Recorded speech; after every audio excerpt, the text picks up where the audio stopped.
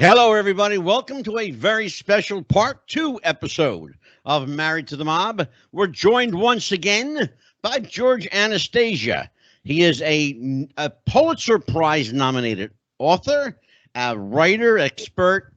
You call it expert, George, or historian? What do you prefer? Expert?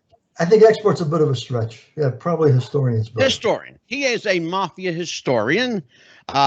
He's also a really cool cat to have in your corner if you're looking for a good cup of French coffee. I think we've established that with Dan last time.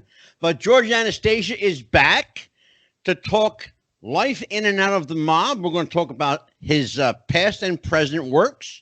And joining me in this conversation is himself, the Happy Haberdasher, the smartest guy in the room. I have to say that. I'm contractually obligated. Dan the Man Sebastiano. Welcome, and how you doing, Danny? Oh, looking forward to this conversation. Good.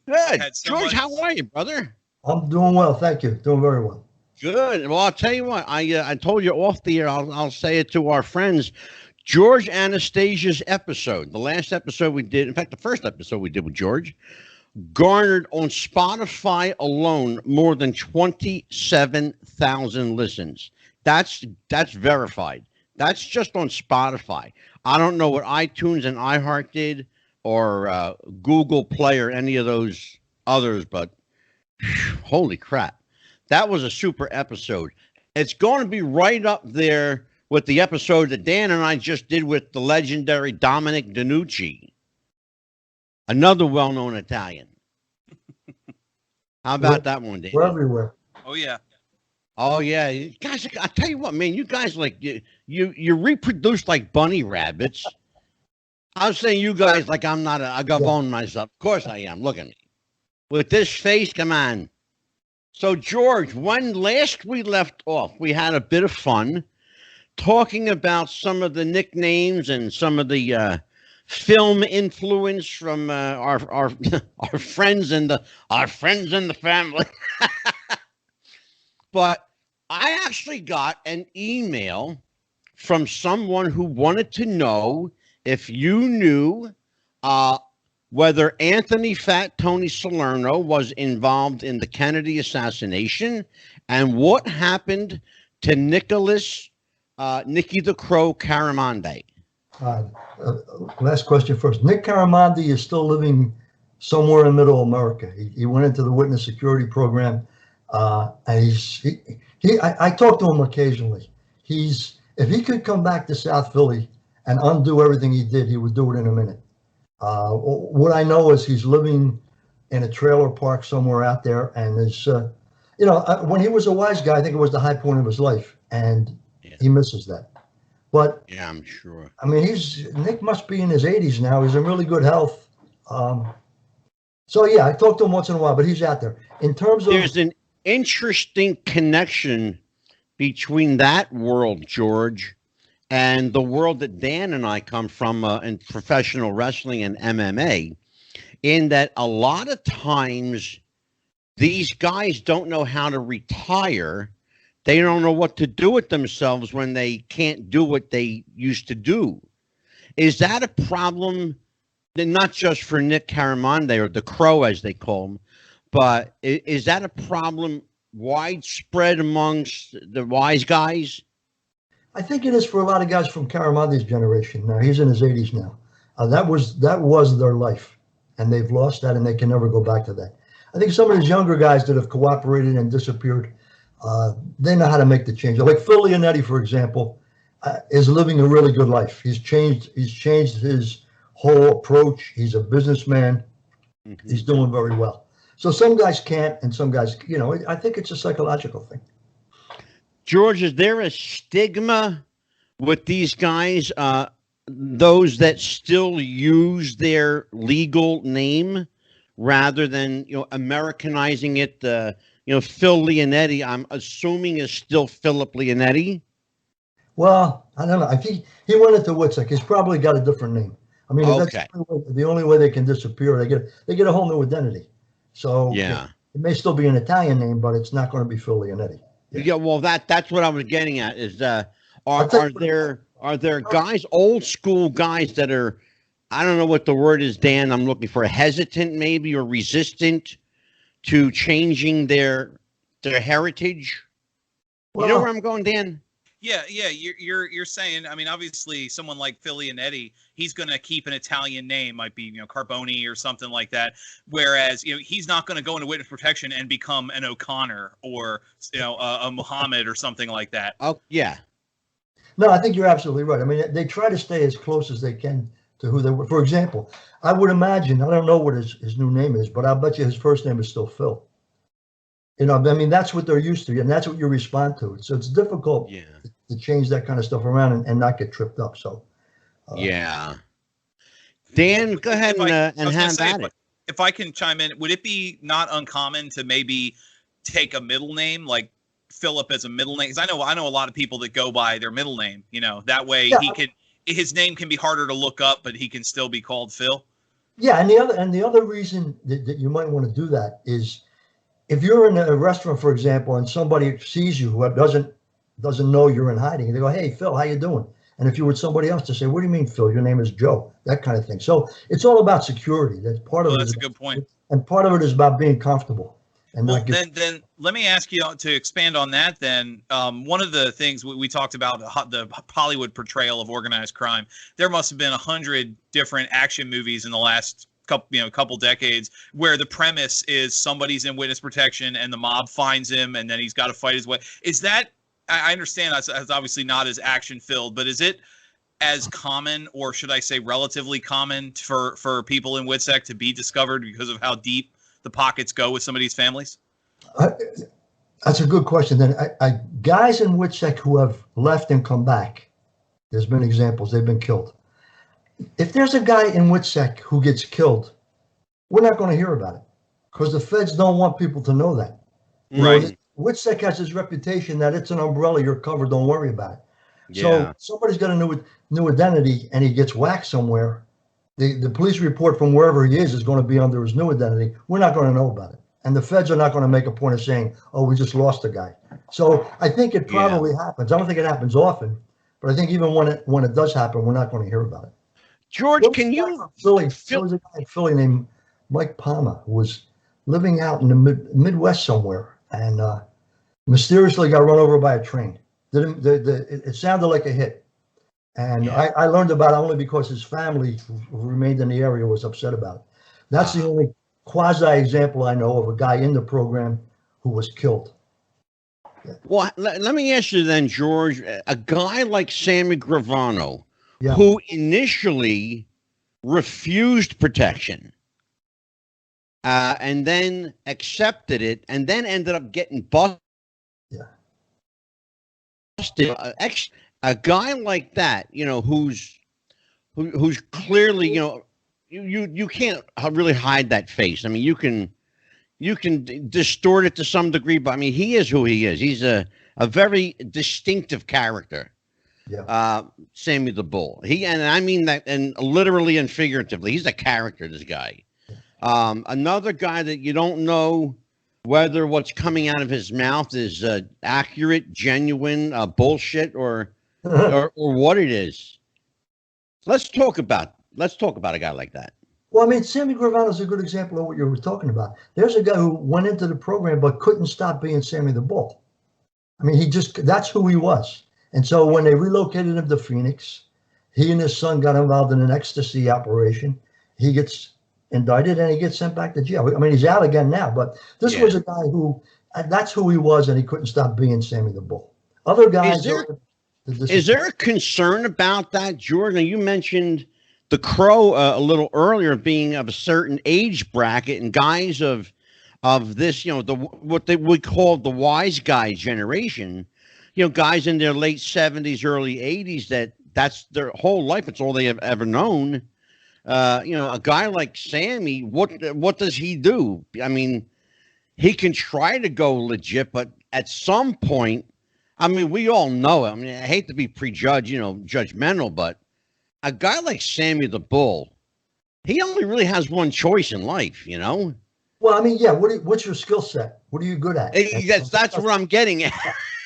So where are you going to go if your skill is to be an extortionist and a thug and a murderer, and you're let out of jail. What are you supposed to do with any of that? Exactly. See, some guys can rechannel. Some guys can rechannel the energy and take it in a different direction. Some guys can't. Yeah. Go ahead, Dan. Well, it was funny. We were talking about, you mentioned the crow and the bull. Some of the feedback we got from the show was the discussion we had on nicknames, and something I was hoping we could touch on last week that we didn't really get much time to touch on. Obviously, there's a lot of high-profile nicknames, and we talked about the origin. I mean, I mentioned I'm Italian. If I go to a family reunion and there's 20 people there, 18 of them have nicknames. I understand the point, but the question that got brought up a lot is, can you think of any examples of people who had nicknames that absolutely hated them, and the other side being people who loved them for one reason or another? I mean, to the point of where, sometimes you see in the mob movies, if you call me pretty boy to my face, I'll kill you. Like, are there? Well, I wish the hell I'd have asked that damn question. One of the guys we've earlier mentioned is Phil Leonetti. His nickname was Crazy Phil. He hated that nickname, but his uncle Nicky Scarfo said, "Wow, you're crazy. That's a great nickname for what you're about." So yeah, I mean, there are guys who are, they don't. Little Nicky. Nobody ever called him Little Nicky to his face. Yeah, not to his face. No. Short and snatched, but that's what he was known as. So yeah, some of the guys I think it gives them status, gives them a little bit of audacity. Other guys, no. The other thing about nicknames, I think we talked about this last week or 2 weeks ago. You grew up in South Philadelphia, everybody's got a nickname. I had an uncle Tony. Now there are 8 million Anthonys in South Philly. Yeah. When he was growing up, he was a short order cook at a restaurant called Tartak's. Around the neighborhood, it was called Tony Tartak. I mean, because there were so many other Tonys. Has nothing to do with being a gangster. It has to do with another interesting. There was an FBI report in New York when the different families in New York were proposing guys to get made. They would have to pass the names around to the other families. Do you know anything bad about this guy? Have you heard anything negative about him? Should we make him a part of our family?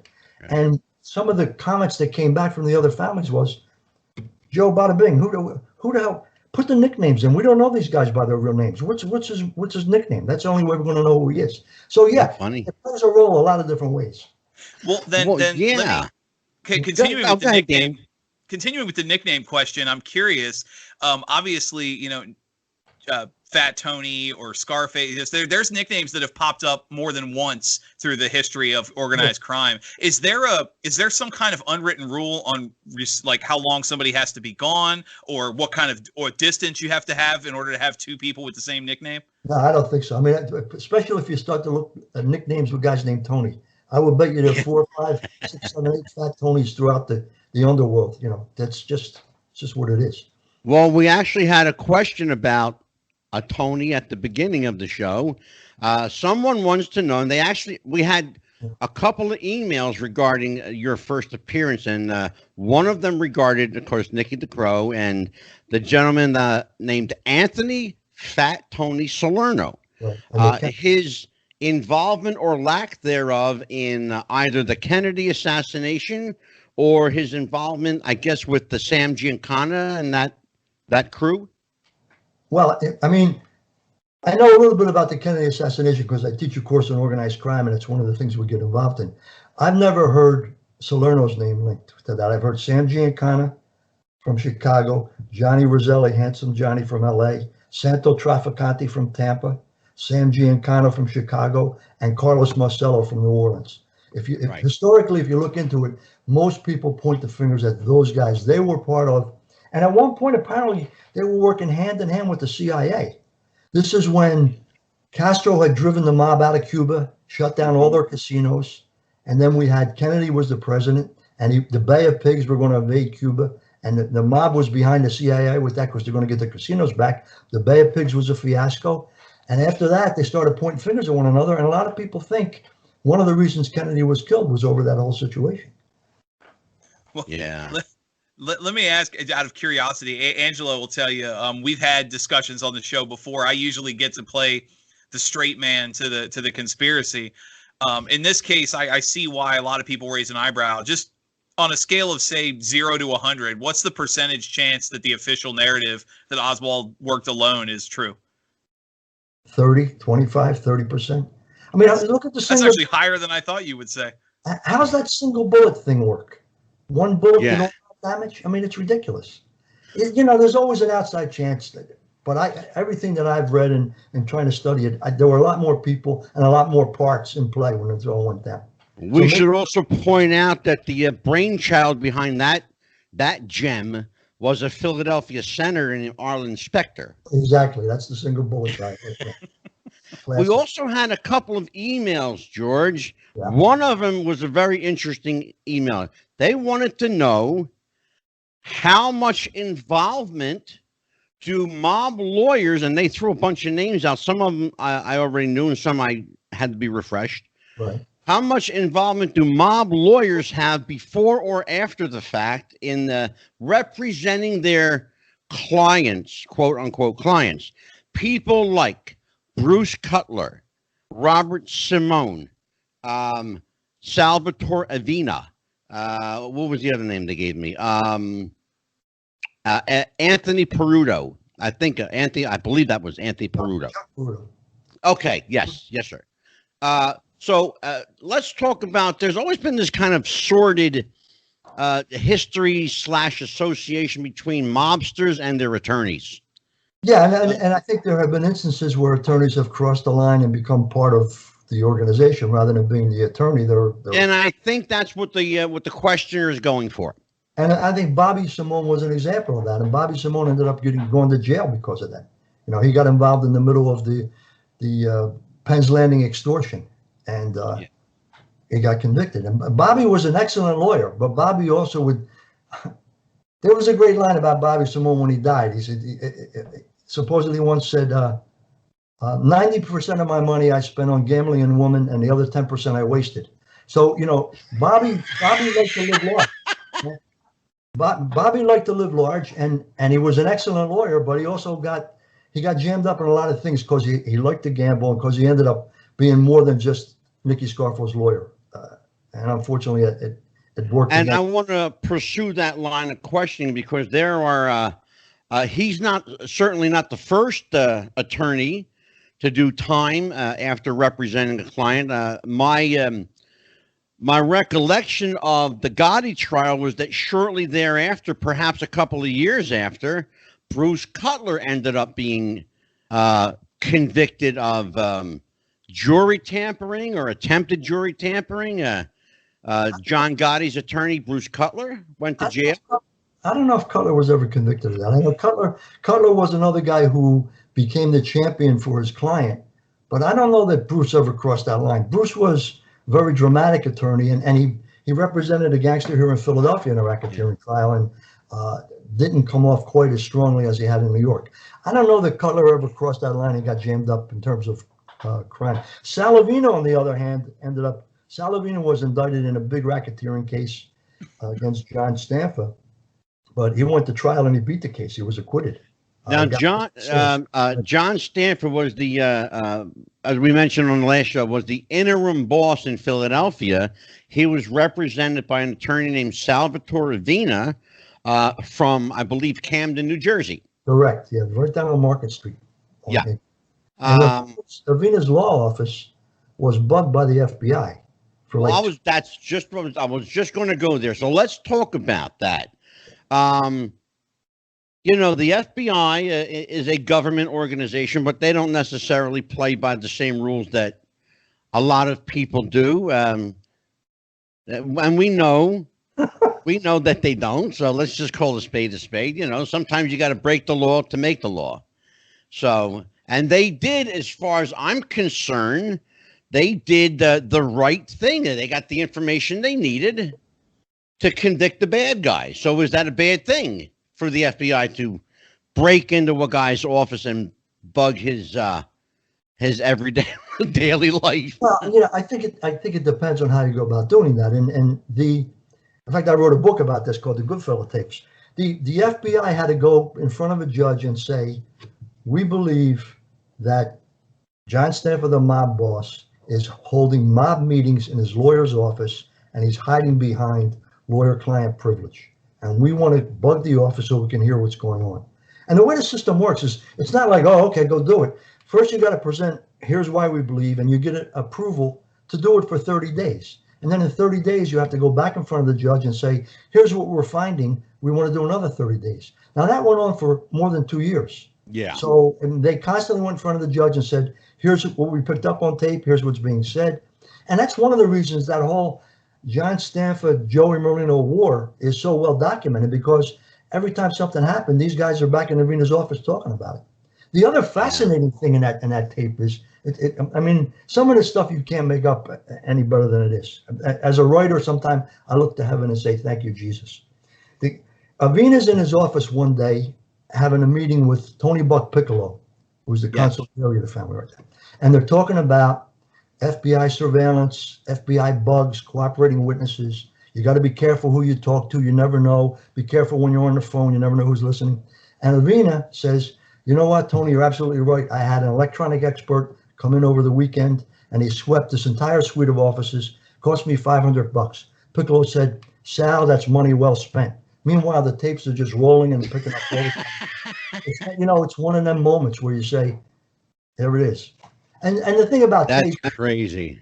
Tapes are such great pieces of evidence because you can't cross-examine a tape.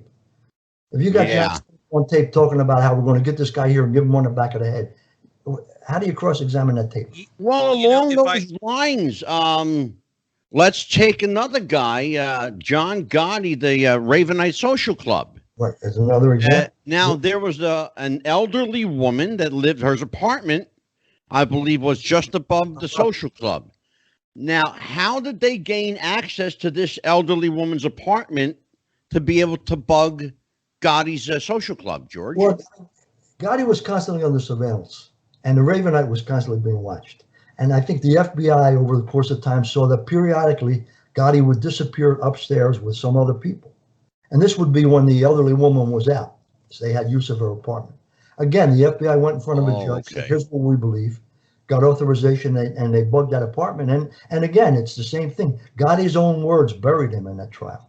It was my God, did they? Yeah. Well, so electronic surveillance is a very, very big tool in the war on organized crime. Oh, huge. Yeah. Go ahead, Dan. With the Gotti case was pretty high profile at the time for some of it, and it's been popped up before with the FBI surveillance, especially going back to like the 70s, where the public and juries and all had to be educated on mob slang. I remember where they talked about, like, we're going to play this tape for you. Here's what the word whack means. Here's what this means. Here's what that means. I'm curious, one, if you could maybe expand on that, and two, did language evolve because they knew they needed new code words? Like you mentioned before, the chin comment, on the last episode we did. If you could expand on learning the language, how law enforcement had to do that, and then if the language evolved because of the fact that people knew what you were saying now. I taught you well, young squire. The more law enforcement listened, the better they were in interpreting what these guys were talking about. And so any slang phrases or language, they would pick that up. What Gotti and others in New York started to do was what they call walk talks. They weren't going to meet in a room. They were going to take a walk around the block because they figured they're less likely to be picked up electronically if you're out in the open air walking around the block, that kind of stuff. And as we mentioned before, with Gigante, you could never mention his name. He just said that you rub your chin and say, this guy wants that. And that he was very paranoid about tapes because tapes are so devastating. In terms of how the language evolved, I mean, the wise guys are always talking about the feds. You got to be careful about the FBI, but they won't say the FBI. They'll say the eyeballs, or these guys, or those guys, that kind of thing. It's kind of common knowledge in the underworld what they're talking about. They don't want to say it outright because they don't want to in any way indicate that they're guilty of anything. I mean, why would you work with the FBI if you're not doing anything? That kind of thing. Absolutely. Go ahead, Dan, follow up. Well, then one of the things, if I can have you expand on that a bit, is tradition too. Like you mentioned where they didn't want to mention the FBI. There's the old tradition in theater, like stage production, where you never say the word Hamlet during the play or during the production. Was there words like FBI or cop or something that were just considered bad luck regardless of what you were talking about? No, I think most guys were smart enough to realize you just don't even make those kind of discussions because you're going to call attention to yourself if there's a tape. But no, there was no edict. And quite frankly, then some of these guys weren't smart enough to realize any of that anyway. Some of them just didn't care, and some of them weren't sophisticated enough to be cognizant of any of that. So, it runs the gamut. Well, if I can, one final follow up with that. Take time, Dan. Was there ever the idea, you just mentioned how a lot of them didn't understand? Was there ever the idea of counter surveillance, like with people like, say, Pablo Escobar was famous for having fake conversations to mislead law enforcement? Was there incidents where they, like, we suspect we're being bugged, so let's basically discuss something that's not real to throw law enforcement off what we're actually doing? I suspect there were. I can't think of any specific example, but I think if somebody thinks a phone is bugged, they're going to get on that phone and say something contrary to what the reality is. And that is in part to exonerate themselves, in part to throw the FBI off course so they go in another direction. It's a question of knowing. If you know that a phone is bugged, then you can play the reverse game on these guys. And if you know a room is bugged, or sometimes they'll bug a car, and if you get word of that,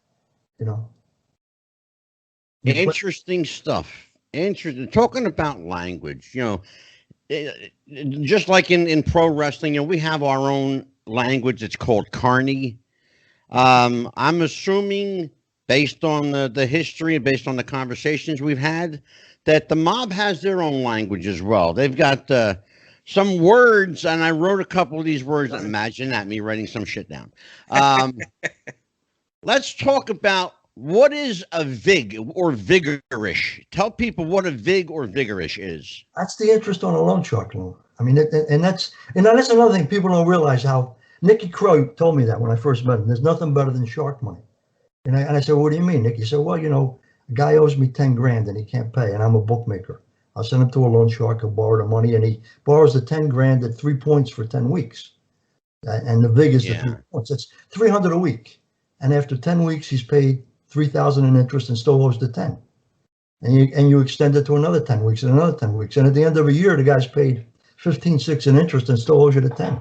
And you've taken the 15.6 and put it on a street of 3 points. The vig is the 3 points. It's the interest you charge on a loan. It's interesting stuff. Unless you live on the East Coast, if you live in Middle America, you probably don't know what any of this stuff means. George, tell everybody what a street number is. The street number, it's the lottery, but it's the street number, and that it pays off a little bit better than state lottery, and it's usually based on the pari-mutuel payoff at a given racetrack on any given day. And exactly.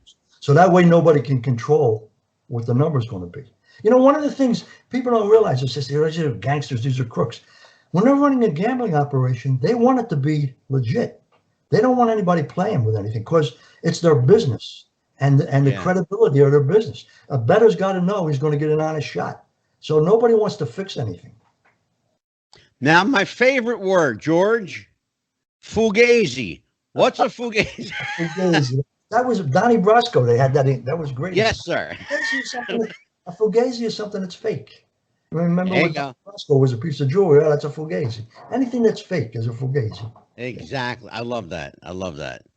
So one of the things, one of the hot buttons that we had on the last episode were when you and I were speaking about some of the photos that were behind me on that episode. There was a lot of interest from people in how certain mobsters met their final demise. Right. We know that Paul Castellano, of course, was assassinated. Angelo Bruno, but a lot of the older school guys lived to be, into their 80s and 90s. Talking about people like, God, what was it? Meyer Lansky, Dutch Schultz, Benny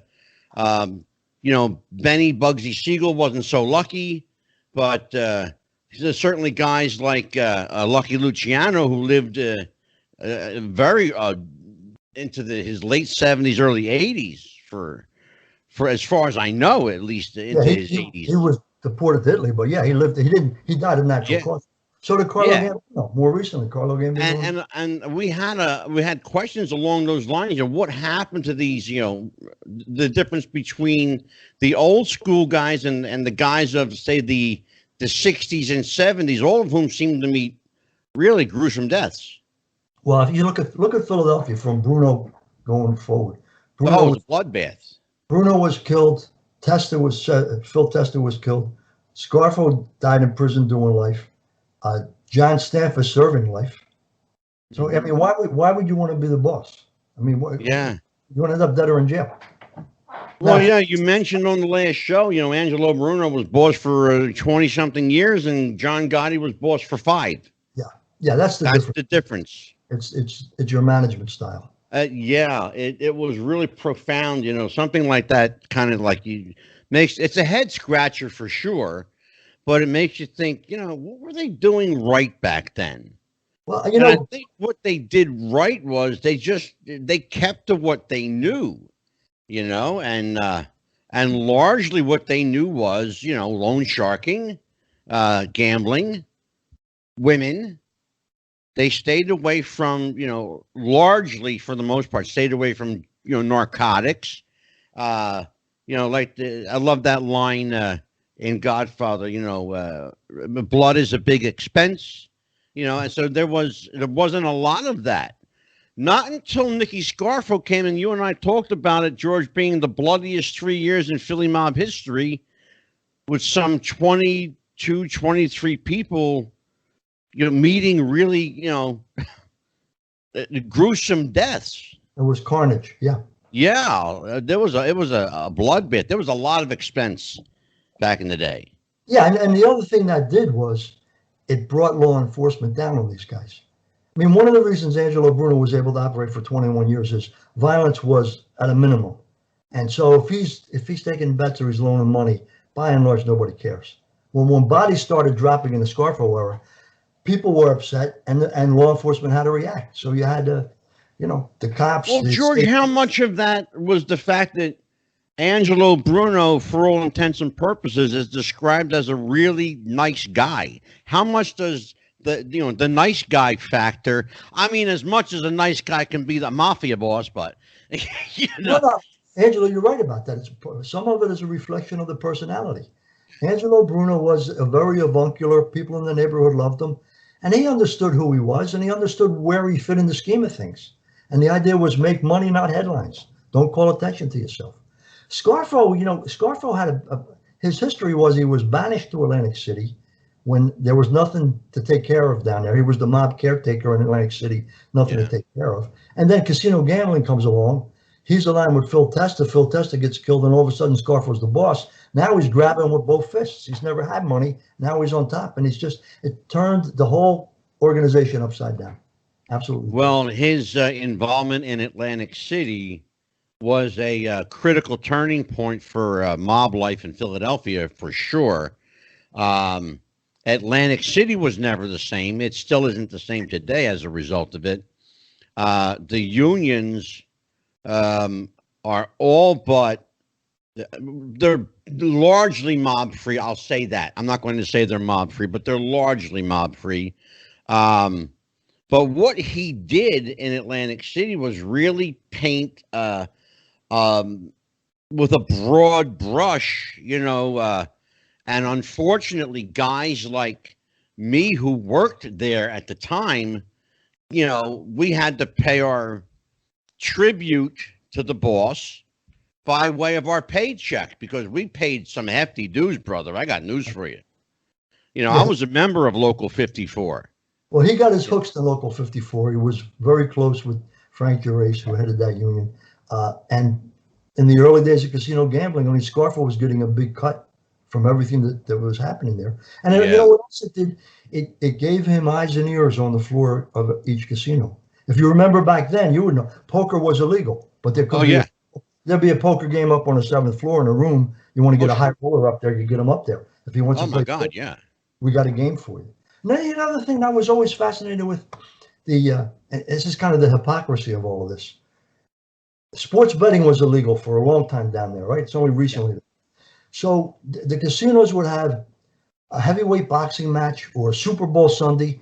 They would bring in all the high rollers, comp them, because they wanted them to play in the casino. But these guys are serious gamblers. They don't have a bet on the boxing match? They don't have a bet on the Super Bowl? Well, of course they do. But who are they going to place the bet with? Not with the casino, because it's illegal. So that was kind of the hypocrisy of all this. You're bringing all of these guys in. It was like a ready market for the mob. Super Bowl Sunday, big screen TVs in the casino, blah, blah, blah. You want to bet? Here, I'll go see this guy.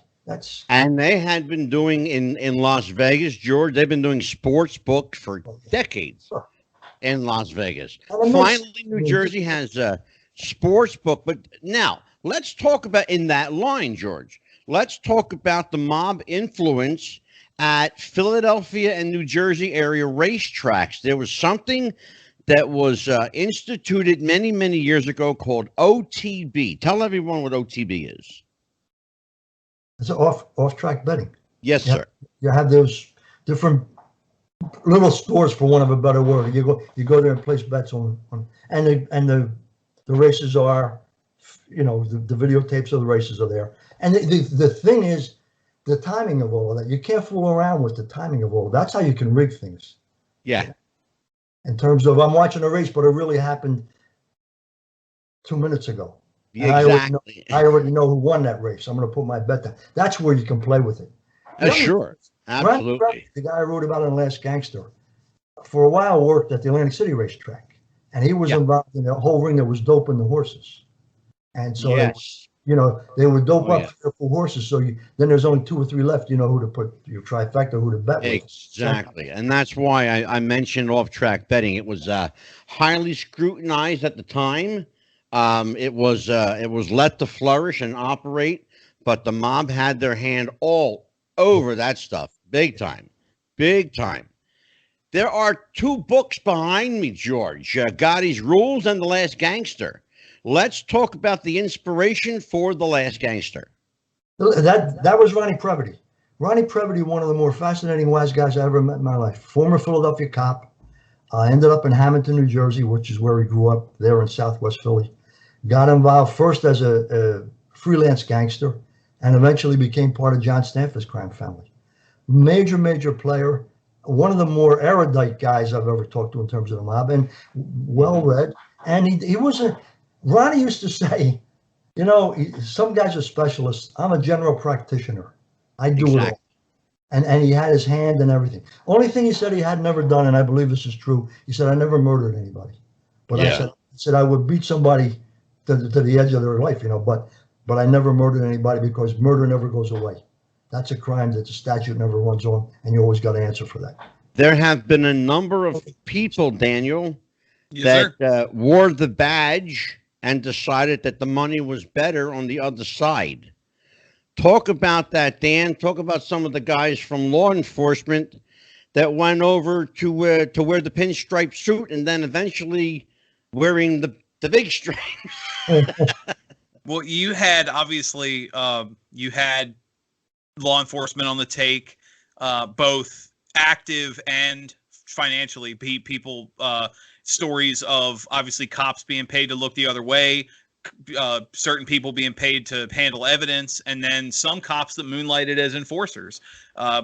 However, I'm curious. This kind of ties back into what you were talking about earlier with the language and the nicknames and the slang. The original FBI reports used to refer to law enforcement being involved in the waste management business. I was wondering if you could expand on what that meant exactly. Waste management, legitimate waste management, trash companies, that kind of stuff. I mean, waste management was a term for or maybe the garbage business, perhaps they would call it. It was that was slang for organized crime, correct? Yeah, sanitation. Sanitation.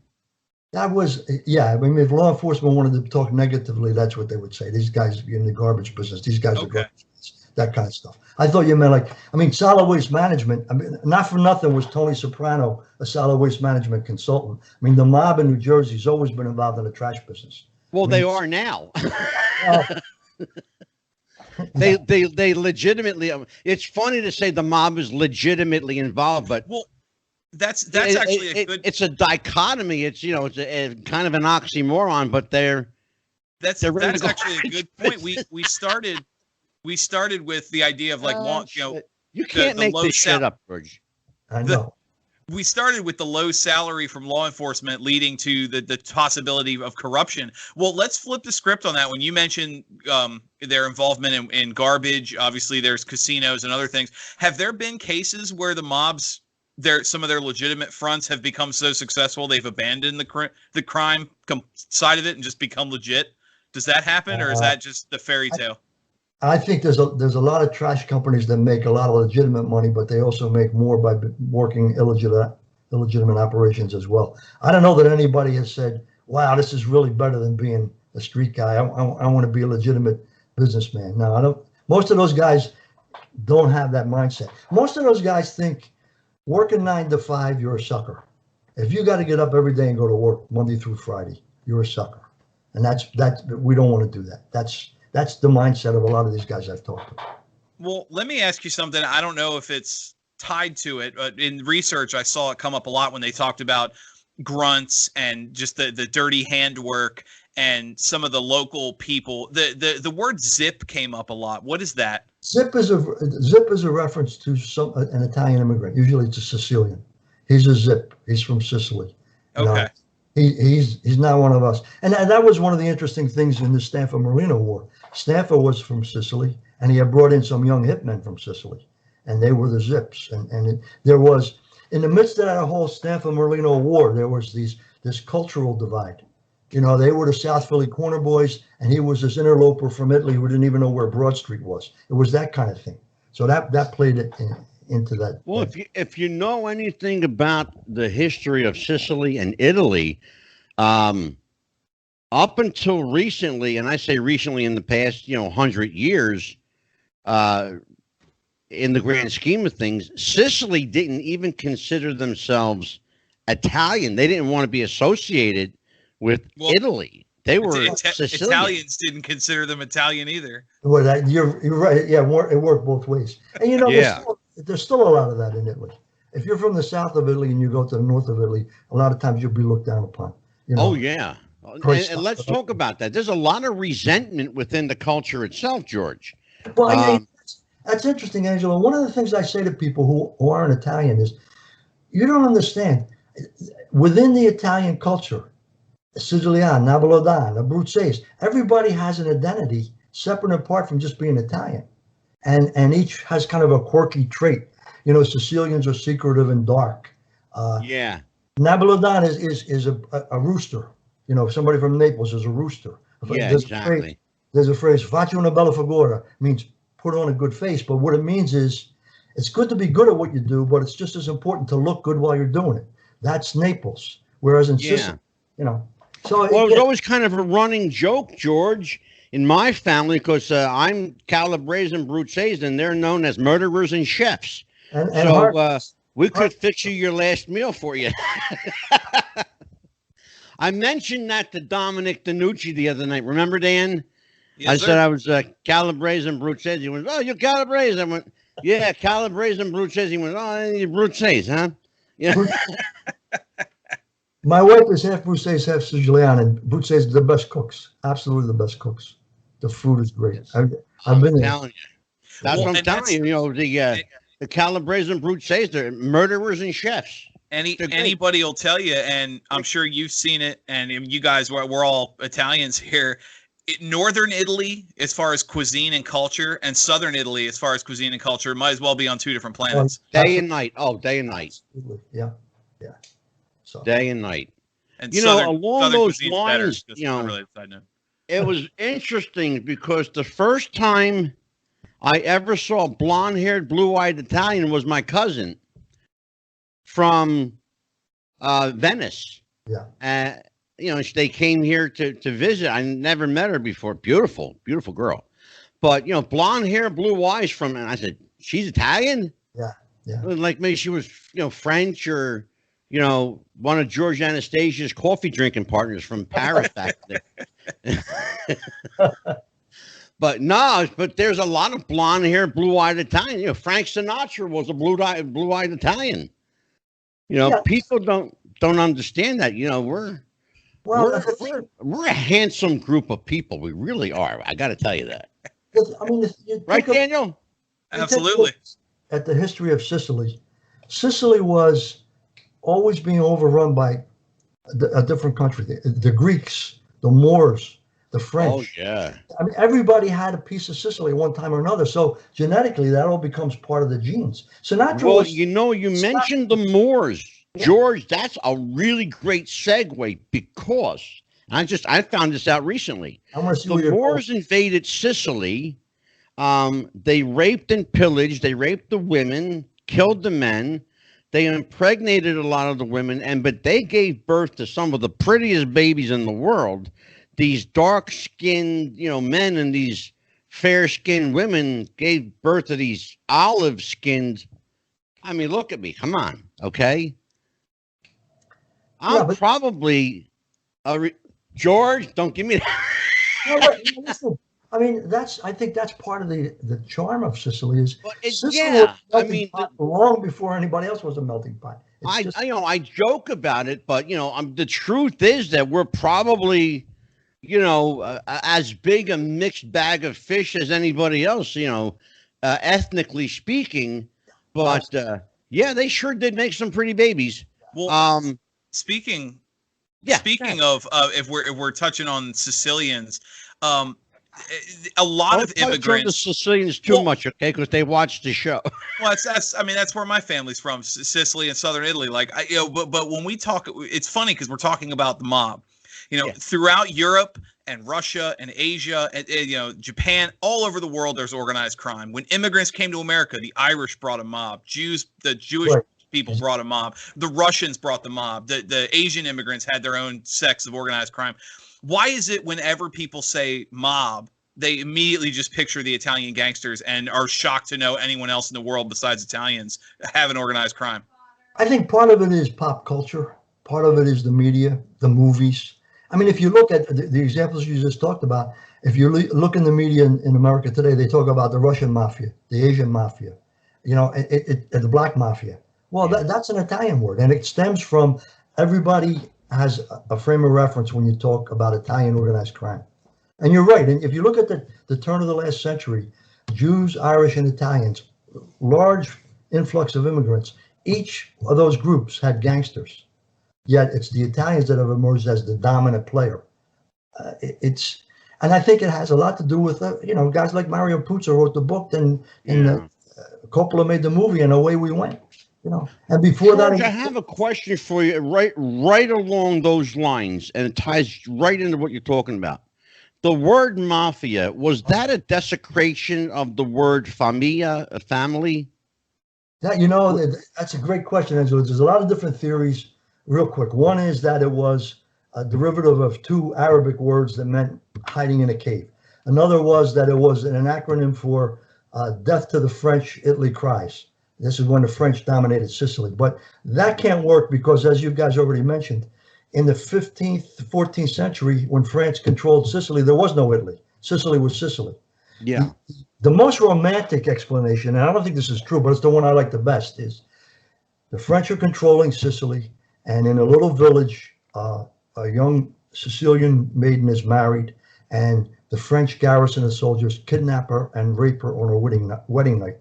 And her mother runs through the village crying, "My daughter, my daughter." And Italian is "ma figlia, ma figlia." But the Sicilians, they swallow a lot of the consonants. So she's crying, "ma figlia, ma figlia." And the men of the village rose up. They slaughtered the garrison of French soldiers and went up into the hills. And that's where mafia came from. I don't think that's true, but it's the one I like the best. I love that. I'd never heard that explanation. But where did if it's interesting because you get that, and it's, there's a tragic romance to that, but then you hear something like the Black Hand. Right. Where did the acronym the lexicon of the Black Hand come from? This was in New York at the turn of the last century when there was a big Italian immigration population. And there was a group of gangsters, Italians, who preyed on Italian business people. If you had a push cart, if you had a store, and you would get a note and it would have a black hand on it. It would be a handprint in ink put on a piece of paper. And you would told, if you had a push cart, you give us $1 a week or you're going to have a problem. And they would destroy the push cart. Protection money. Right. It was extortion. And the Black Hand, that was the Black Hand. It was gangsters preying on their own. Eventually, the gangsters evolved into racketeers and became dominant in the American underworld. That was at the beginning. Yeah. Were there, along those lines, was there resistance between the traditional, to use that word, the traditional mafia, and the quote unquote Black Hand? Was there conflict between these two groups at any point in our history? I don't think there was. It wasn't so much there were two groups. There were a lot of different factions of either the Black Hand, and then it evolved into the mafia. There was always friction, who controlled what neighborhood, who was going to be able to shake down who. But it wasn't Black Hand versus mafia. It just was. A lot of times it would be the older mustache Pete's versus the young up and comers, like the Castellamari's War in 1931. It was Luciano and Costello and Lansky against the old time mob bosses, and basically the young guys took over, and that modernized the American Mafia. So, George, was there ever a time that a rogue group of gangsters or mobsters organized and were accepted by the more established mob, or did you have to go through that chain of command or pay your, for lack of a better word, but pay your dues to the, pay your tributes? No, I think it varied depending on where you are. I can remember in Philadelphia during the Bruno years, Harry Riccobini had his own little separate organization within the organization. And Bruno was content to let Harry do what he needed to do. In North Jersey, there was the Campeses were involved. They were a subset of a crime family up there. And most times, either you're paying some tribute or everybody's getting along because they're all making money. Yeah. For us, the friction. No, it's not. I don't know too many examples of that kind of stuff. Go ahead, Dan. Well, if we can, continue with that, what Angelo just brought up was a really good point with like these infightings and moving up. I'm curious. I asked last episode about how the pop culture portrayal impacted people wanting to be gangsters and wanting to get involved in organized crime. How would, say, someone not tied to the family, just some random immigrant or some random kid on the street, how do you approach the family to say, hey, I want to run for you guys, I want to be, break legs or whatever? How does that go about? Well, usually you know somebody, and then you got to do something to prove yourself, or else maybe you're making a little bit of money on your own. You're running your own book, and you're going to edge off to these guys. I mean, they don't accept resumes anymore, George. Look, access. You just can't go knock on the door and say, hey, I want to be a gangster. Usually it's, a guy that knows a guy, you've been actively involved, you've done some stuff, and, somebody will spot you and say, yeah, he knows what he's doing. Let's bring him in. Let's you become an associate, and you work your way up the ladder. That's usually what happens, And if you're a thug and you want to be violent, you can fast track, but that's a lot of times. And the term they use for that, again, more mafia terminology, the term they use for that, ladies and gentlemen, is called making your bones. Making your bones, doing some work. Yeah, doing some work. They used to call it paying your dues, but that was too general, too broad. Making your bones. Yeah. Go ahead, Danny. Well, then, continuing with that being involved, I know one of the tricks, you touched on it earlier with people turning and witness protection and whatnot. What was the likelihood or method for trying to implant a mole or somebody like that, like somebody who's working who was working with the police from day one? Well, if an FBI undercover agent like Donnie Brasco would start hanging out at bars and restaurants where wise guys hang out and pose as where the Donnie Brasco pose as moving stolen jewelry, that kind of stuff, and establish himself. That's usually what they do with an undercover. So no pun intended, but it's more of the long con. You have to you could spend months building a backstory or building a reputation. Absolutely. For the undercover operations that have worked have been long term. I mean, you don't just all of a sudden you're sitting down with the capo talking about stuff. You're sitting down with a wise guy, and maybe you become an associate of that guy, and eventually you get introduced into the family and other people, and then start hanging out with the group. But no, it's not. You can't just go, yeah, I'm a bad guy. I want to be with you guys. So Donnie Brasco, who was in reality is Joseph Pistone, right? FBI, a veteran FBI agent. His infiltration took years, George.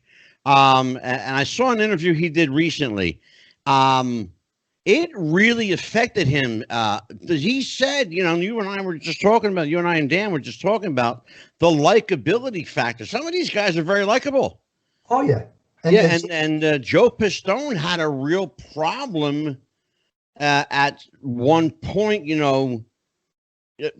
not that he always knew his job, but he had a real problem, he had to like walk away when the hammer finally came down on his crew, and when they showed, his picture to these people and said, do you know this guy? Well, he's an FBI informant. He's an agent. He's one of us. They went crazy, and it broke his heart because, he was like tight with these guys. He broke bread with them. He hung out with their families, and, particularly the Al Pacino character, who you kind of had to feel sorry for because he was just such a mamalouk, Lefty Ruggiero.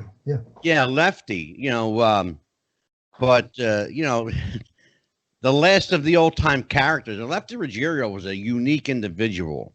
Not real bright. He, the lights weren't always on in his apartment. But Dan, where we're going with that is that, we love the bad guy. Even in wrestling, we love the heel.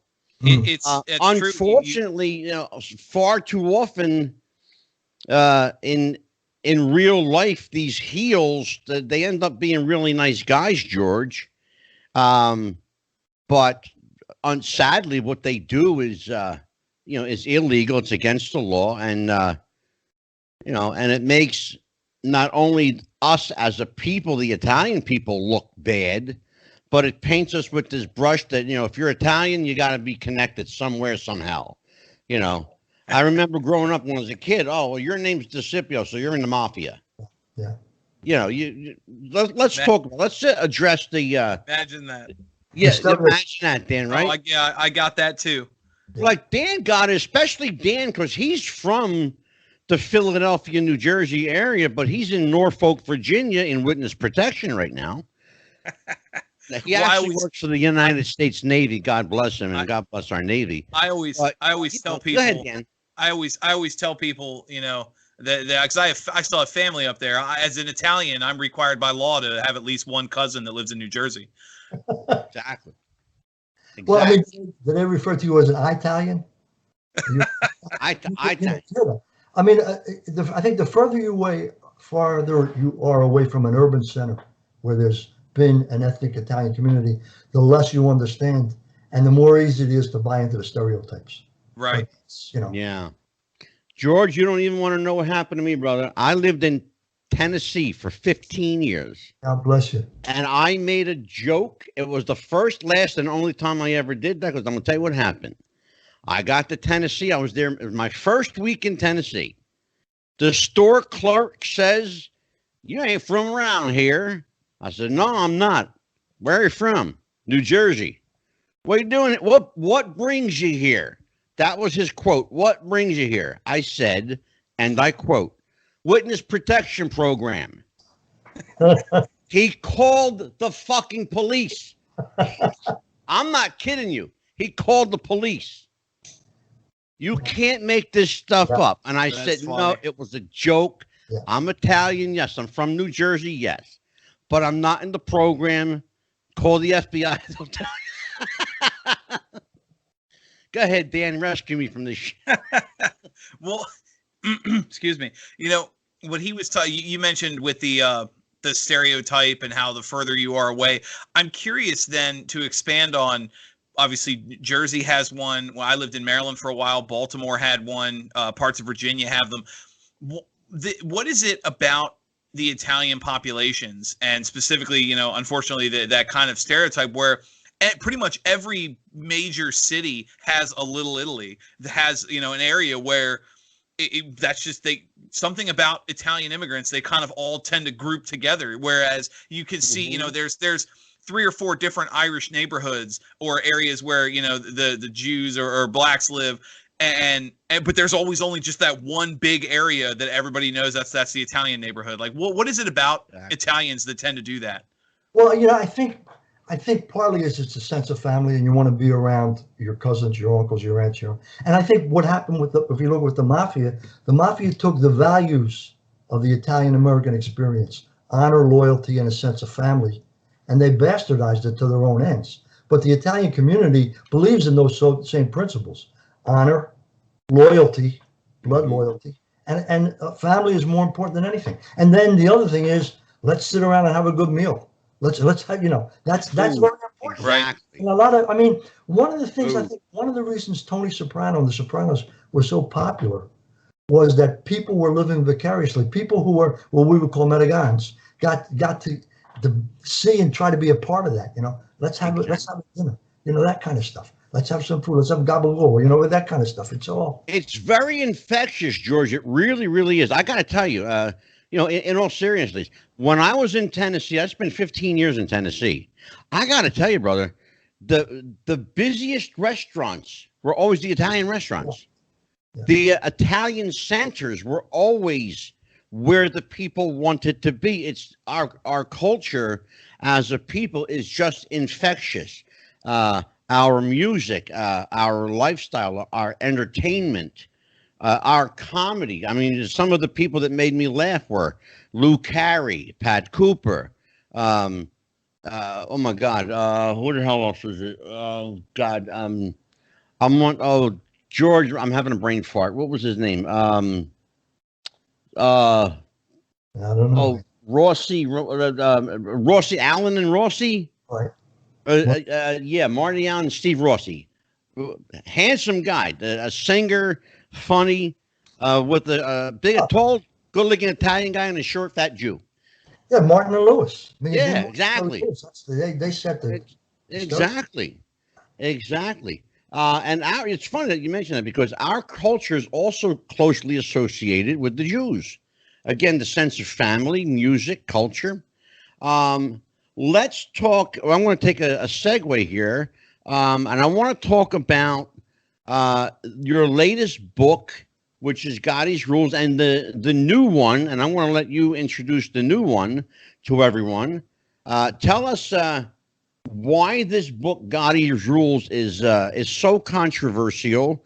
I shared with you before we went on the air some information brought to my attention by a we'll just say, and I'm not going to give them any credit, and I certainly don't want you to, but a rival website, we'll say, that took a big giant dump on you and John Alite. Yeah. I mean, Gotti's Rules is built around John Alite's story. John Alite was a Gambino crime family associate. Wasn't a member because he's Albanian, but he was a major player in that era, and he was connected to John Gotti Jr. And the friction is between Alite and John Gotti Jr. Now, John Gotti Jr. and his family hate the book Gotti's Rules. And basically, I mean, look, John Gotti Jr., his sister, their family, they see their father, John Gotti Sr., as their father. And, you know, they have a different perception of it. But they've helped create this myth of who John Gotti Sr. really was. And the reality is, I think, the John Gotti Sr. that John Alite talks about, which is a guy who ran the crime family into the ground. And I had another member of the Gambino family back then tell me, you know, this was supposed to be our thing. When John became the boss, it was my thing. You know, it was everything was about him. Yeah. So, and Gotti was an example of this celebrity gangster. Look at me, I'm a gangster.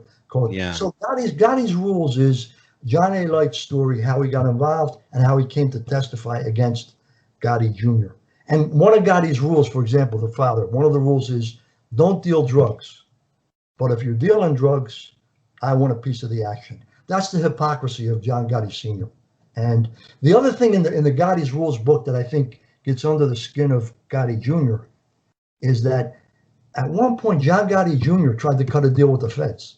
He sat down and have what they call a proffer session, where he Yes. offered to give up information. A proffer session, if anybody doesn't know, you sit down and you tell the government what you have, and they decide whether to take you on or not. If they don't take you on, nothing you said can be used against you. So Gotti has this proffer session, Gotti Jr. They call it Queen for a Day, that old TV show. Well, George, if you mind me interjecting for a moment, isn't that the height of hypocrisy, though? Well, yeah, and in Gotti's rules, among the things that are in the book is a reproduction of the 5-page FBI memo about John Gotti Jr. sitting down with the feds and offering up all kind of information about murder, bribery, extortion, that kind of stuff. And then he wants to step away and say, no, I'm a stand-up guy. Well, A. Light, who was, and the book opens with it, A. Light in this horrible prison in Brazil, he's hearing about Gotti Jr. making a deal, and A. Light saying, what am I standing up for? Why am I being a stand-up guy? And that's when A. Light flips. So there's a lot of animosity between the two. That's a long answer to your question, but that's where it comes from. In the interest of full disclosure, I did not read the book, but I did, quite frankly, listen to all 9.5 hours of the audiobook. So I did listen to your audiobook. It's a long listen. It's about 9.5, almost 10 hours of listening. I'm not much of a reader, because I'm always busy doing other stuff, but I did listen to that, and it's extensive. And I encourage everybody, if you're not inclined to sit and read a book and you just want to listen to the audiobook, it is available. It's still available on a number of platforms. It's just to search Gotti's Rules audiobook. George Anastasia is the author. It's the story of John A. Light, a self-confessed murderer, extortionist, jack of all trades in the world of organized crime. He did it all. And the other interesting thing about John A. Light, I mean, I genuinely like John. I met him. He contacted me and he was looking for somebody to write a book about him.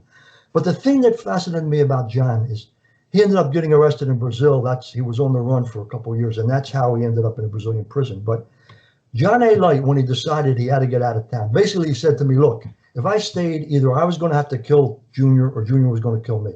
So I decided to leave. And he had enough money, he took off. Now, guys in Philadelphia, a couple of guys went on a run, and they went to Brigantine or the Poconos. That's like the edges of the universe. You can't go any further, so we're going to fall off. John A. Light was in France. He was in Albania. He was in Spain. He was in Africa. He was in and out of Cuba, Venezuela, Colombia, Brazil. He went to all these places, and he thoroughly enjoyed exposure to different cultures. Started to speak different languages. He's a different type of guy. And that's one of the things that I tried to get in the book. But also that's one of the things that to me made him more believable. He never tried to sugarcoat what he did, and never tried to spin it. He was what he was. He understands how terrible it was, and now he's trying to change his life. And that's, I think, what's under Gotti Jr.'s skin. Dan, explore the avenue of the smart gangster.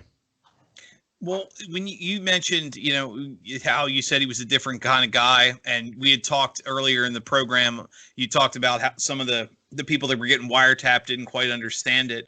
What kind of I don't want to say worldly success, that sounds too cliche, but when you have somebody who speaks multiple languages, who might be educated in various things prior to or during their time with the families and with the organized crime, what kind of success rate or leg up do you have when you're that kind of worldly person versus some of and it happens because of how culturalized the Italian communities are, where you could live your entire life without going 10 miles from the hospital you were born in. So what kind of a difference do you have there as far as success, moving up, that kind of thing? Well, if you accept the fact that organized crime is now international as opposed to being local, and I think by and large it is international, then the better you are at interacting with other kind of ethnic groups, and if you speak a little bit of the language, Spanish, for example, if you're in the drug underworld, I mean, all of those things are, there are things that you can use to advance your trade. Just like any other business, if you're bilingual and you're an international businessman, it's going to help you out. Same thing with this. The other thing is, in terms of the economics, I thought that's where you're going to go with this, Dan, is some guys know how to make money. Some guys know how I was gonna have you expand on that, because we touched on it on the last episode, the international flair. Obviously, when people think international crime, they picture, the drugs coming in from this, through the border and Mexico and Colombia and all. But there's a lot of money to be made in international racketeering, in international trade. There's you talked about even things like gambling. I know there's a lot of gambling that goes on. Can I throw something in here, Dan? Yeah, go ahead. Can I add something, and then I'll let you and George talk. Here's one for you: the internet. Yeah. How has the internet changed the way the mob does business? Well, internet gambling is a big example, and internet gambling setting up those kind of operations. The other thing about internet gambling that's an advantage for the guy running the book is you can use your credit card. You can bet on credit. I mean, that's one of the things that a mob bookmaker has going over a sports book in Vegas. In Vegas, you're going to put your money up when you place your bet. A mob bookmaker, you can bet on credit for 3-4 weeks before you got to settle up. And the gambler's going to keep chasing. That's what happens. But in terms of the money flow, I mean, big time guys, international, they can get money coming in from drugs. They can get money coming in from a stolen car ring, stealing cars here, putting them on a boat and sending them over there, that kind of stuff. There's a lot of ways to make money. But you can also be a big earner locally. You don't have to be international. I mean, Ronnie Previty was an example of that. Previty had money coming in from bookmaking, from gambling, from brothels, from extortion, all kind of cash flow. And that's what he was very entrepreneurial. And Ronnie used to say, he would talk about Joey Merlino, and he would say basically Joey Merlino's problem is Joey's agenda on Monday is to get to Tuesday. Joey just get the money, spend the money. Where Ronnie said you got to establish a flow. You got to have money coming in, just like a businessman. Then let me ask you, because you said how it goes international. Is there still the small family rings where you might have a couple dozen guys that run 10, 20 city blocks and that's it? Like the old school mafia that people picture? Well, I think you see that in the drug underworld, especially you take Philadelphia, for example. There's no one dominant drug organization. It's neighborhood run, and this is my corner, that's your corner kind of thing. So yeah, you see a lot of that. And in terms of the mob, I mean, you want to talk about the mafia. The mafia is not the dominant player anymore in the American underworld. And the other thing that's really hurt them is COVID. Think about it. I mean, sports betting is a big moneymaker. Well, it's only just recently we started to have any sports. So, they were hit that way as well. And they don't get it's funny, George. We talked about that on the last show, how, when Matt Granahan was here, and by the way, Matt is actually on his way to Abu Dhabi to promote a fight right now. So that's why Matt's not here. But on the last show, and I think it might have been Dan that brought it up, is how COVID and all the other social ills have affected the mob's cash flow. But the one thing that and we talked about this before, the one thing that hasn't been affected is the drugs. Largely, though, on the street level, it's the Jamaicans, it's African-American communities, local neighborhood kingpins. Big in for whatever reason, the Jamaican drug cartels and the South American drug cartels are huge in inner city areas, Chicago, Philadelphia, New York, all these, the big city hotbeds. Miami, of course, down south. But go ahead, Dan, explore it. I'm sorry to jump in there, but go ahead. No, you're okay. I was actually hoping before we get into that, you touched on something. Maybe you said that the mafia, as people think of, it's not the dominant player in organized crime in the United States anymore. Well, two-part question for that then. One, who is? And two, where would you say the mob ranks now? Yeah, I don't think we know who is. And partly it may be, you mentioned earlier, Russian organized crime. Russian organized crime is still very much an ethnic operation, and you can't pierce the shield of ethnicity. You can't get into those Russian communities yet. They haven't been Americanized enough. You know, you don't know the face of Russian organized crime. John Gotti could be the face of the American Mafia. Who's the Russian mob boss in America? We don't know. Somebody is. We just don't know. And you've got Hispanic drug gangs. You got Asian organized crime. Asian organized crime has been around forever, but it's basically kept to itself, kept within its own community. So those groups maybe have learned from the mafia. You don't want to become too Americanized. You become more Americanized, second and third generation. And that's what happened, I think, with the Italians. Second and third generation Italian Americans, the best and the brightest are doctors and lawyers and educers. And the mob. Yeah, absolutely. I mean, I'll vouch for that. I have a niece that's a nurse. I have a nephew that's a doctor. I have another nephew that's a high-powered makeup executive.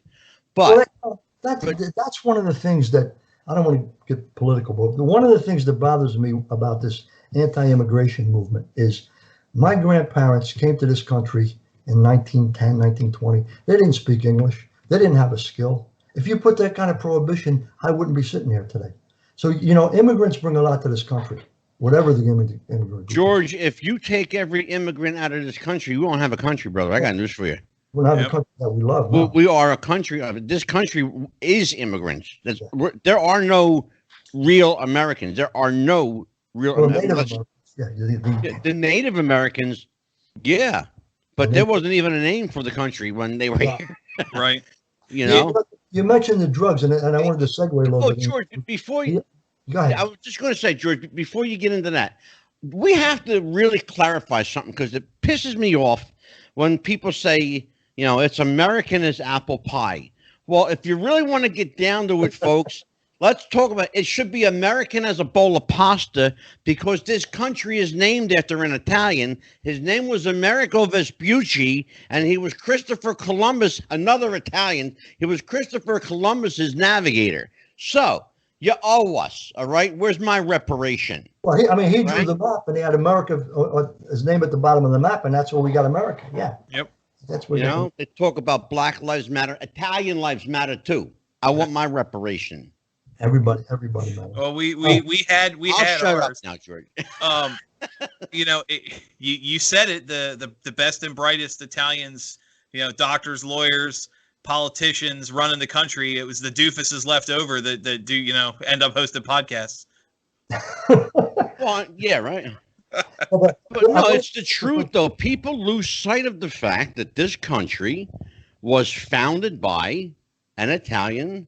It was chartered by an Italian, but yet no mention of, you know, it's American is this, American is that. Well, I got news for you. Let's not glorify Columbus too much. He was a piece of shit. Yeah, there's you know, history was kind to Columbus, and I think post Columbus it's less kind. I think that's the way. But, well, you wanted to circle back to what we were talking about. You had just started on economics, so yeah. I mean, the economics of organized crime. I think I mentioned this the last time I was on. A guy told me vice is commerce. That's the way you have to look at it. Vice is commerce. Whatever way you can make money, you try to make money, and the better organized you are, the more money you're going to make, and that's what organized crime is about. If they're organized and they run an operation, they can be successful and they can stay under the radar. That's where violence creates problems because now you got the spotlight. You know, if you can get away with it without the violence, you can have a pretty long run. And especially now, with other ethnic groups that are emerging and with terrorism becoming a priority, law enforcement doesn't have the same resources aimed toward the mafia as it did, say, 30, 40 years ago. But the other thing I wanted to mention, we talked about drugs. Another big drug is the opioid crisis. That's ripping. And that's the current book that I have out called Dr. Dealer is about a doctor in Atlantic County was running a pill mill with the pagan biker gang and getting opioids out on the street. And then he hired one of the pagans to kill his wife. His name was James Kaufman. The woman who was killed was April Kaufman. It was a famous murder down in Atlantic County in 2012. She was a radio personality. So, and that's what the new book is about. It's called Dr. Dealer, and it's about that case. If you're watching this and you don't know who Dr. Kaufman and his wife April Kaufman were, just Google them. There will hundreds and hundreds of results will come up, thousands of results. It was a well-documented murder. The trial was covered nationally. It is one of the most horrific murder cases because of the deviousness of it. What this guy didn't put his wife through is just crazy. Remarkable that that a woman had to endure this level of torture. Right. And I won't tip the hat, but I'll leave it at that. No, But, and yeah, go ahead, James Dan. Kaufman killed himself, hung himself in jail rather than stand trial. Yeah. So it's an interesting, really interesting story. I think I might have mentioned this before. I mean, I've written a lot about gangsters and wise guys, but James Kaufman, Thomas Capano, the lawyer from Wilmington, I wrote a book about called The Summer Wind, and Rabbi Newlander and Cherry Hill. Yes. 3 guys with power, wealth, and status. Yes. All 3 of them, 2 of them killed their wives, 1 of them killed his mistress. Those guys are more despicable than any mob boss, any mobster I've ever written about. Those guys were all going for them, and they thought literally they could get away with murder. And this latest book is about James Kaufman, who's one of those guys. Yep. Thomas Capano, of course, was a high-profile, high-powered a Delaware attorney. Right. Absolutely. Rabbi Fred Newlander was a congregant over one of the largest Jewish congregations in Cherry Hill, New Jersey, if not the largest, who had a rather sordid, very public affair with a Philadelphia radio personality named Elaine Sonsini, who herself was a married woman, married to a man in a wheelchair named Ken Garland, a legend in Philadelphia broadcasting. Absolutely. So, and the way Elaine Sonsini meets the rabbi is when Ken is dying, he finally dies, she asked the rabbi to officiate at his funeral. And that's how they connect. Yeah. It's a sordid, you're right. It's a very sordid story. Very. It's really just, you can't make this stuff up. It's like, this is the stuff that movie scripts are made out of, George. It really is. Some of the better ones. Go ahead, Danny. No, I was agreeing with you. It's some of the better ones that, I think we touched on this when we talked about the cinema with The Godfather and with, Goodfellas and Donnie Brasco and some of those, where a lot of this just writes itself. And if I remember correctly, George, you mentioned Donnie Brasco being one of the most accurate portrayals of organized crime. Yeah, I think Donnie Brasco and Goodfellas are the most accurate. I mean, the Godfather movies 1 and 2 are great cinema, but I think in terms of being realistic, Goodfellas and Donnie Brasco are the 2 best, and showing you the way their life really is. Absolutely. George, I saved the best for last because we're going to have some fun with this guy. Go ahead. The Godfather. The character in The Godfather named Carlo. He's an actor, singer, performer. You're laughing because you know where I'm going. Go ahead. Gianni Russo. Right. Okay. Gianni Russo, right. Gianni Russo is making headlines here as of late and doing a lot of interviews. Claims to have information on the Kennedy assassination. Claims to know who killed Jimmy Hoffa. Dan, I can't make this shit up, brother. Listen to the interview. Have you read his? I read his book. I'm actually listening to the audio book. I got it in a bookcase behind me.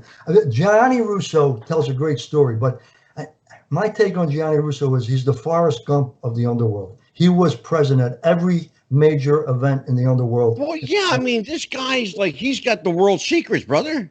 Yeah, the Kennedy assassination. He met with the Pablo Escobar.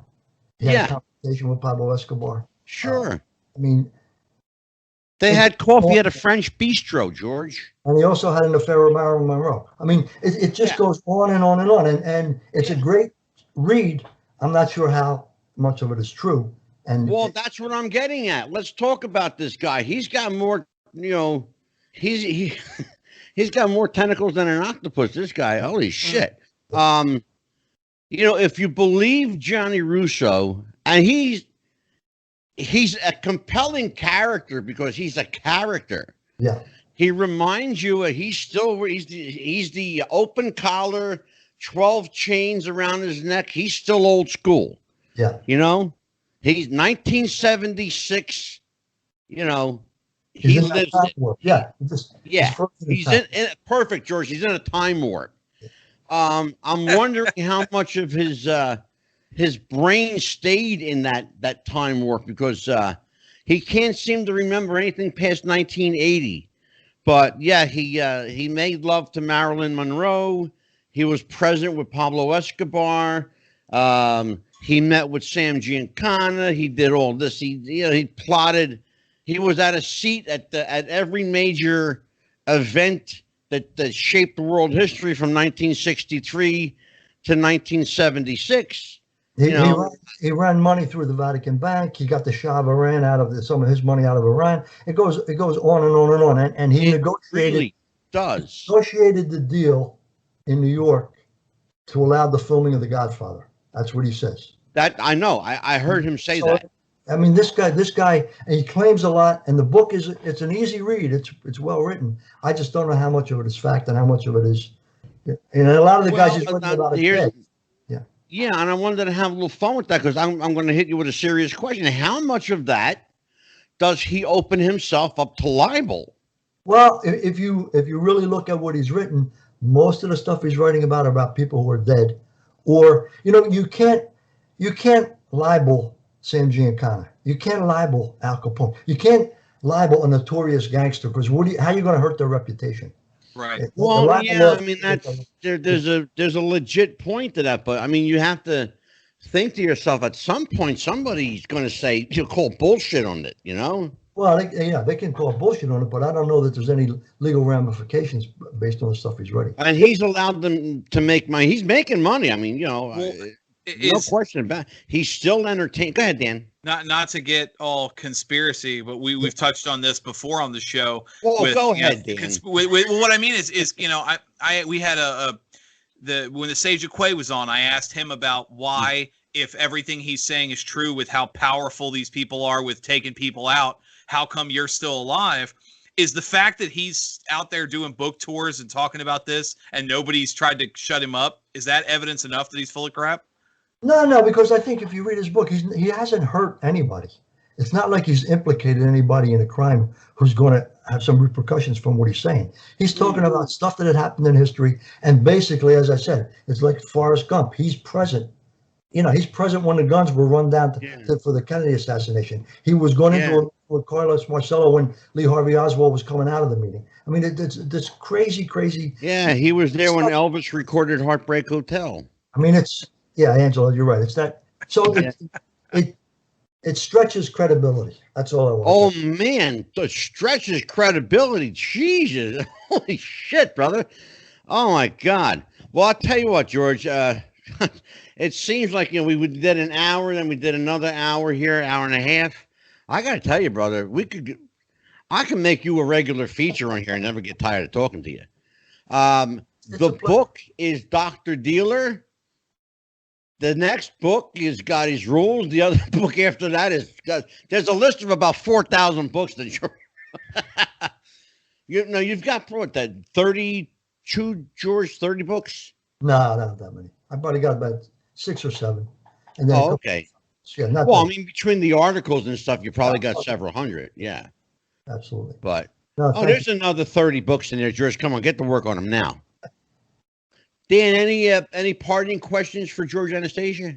No, we touched on a lot, and I do hope that you come back, because there's still plenty more to talk about. Yeah. And I think the fact that it's as we would say growing up, the fact that there's a couple of Goombas goofing off, it means more. This conversation means more to us than it would anybody else. Absolutely. No, I appreciate it, and I enjoyed talking to both of you guys. Thank you. It's been my pleasure. Absolutely. George, thank you so much. You are a welcome guest here anytime. You're close by. I hope to run into you at the supermarket one day. Get to shake your hand and sign my book for me, or at least let me buy you dinner somewhere. Sounds good, Angela. Thank you. George Anastasia is one of our favorite people. We love having you here, and I can't wait to read Dr. Dealer. All right, thank you. Thank you, my friend. Take care, and again, I can't thank you enough for being here. All right, you're the best. Thanks so much. Take care, George Anastasia. Everybody, that was a great show with George. Yes, sir. Great show. So Dan, Yes, sir. we've been racking them up here lately. These Italians are coming out of the woodwork. We had Dominic come out. We got George Anastasia coming out. We have had a bit of a run, haven't we?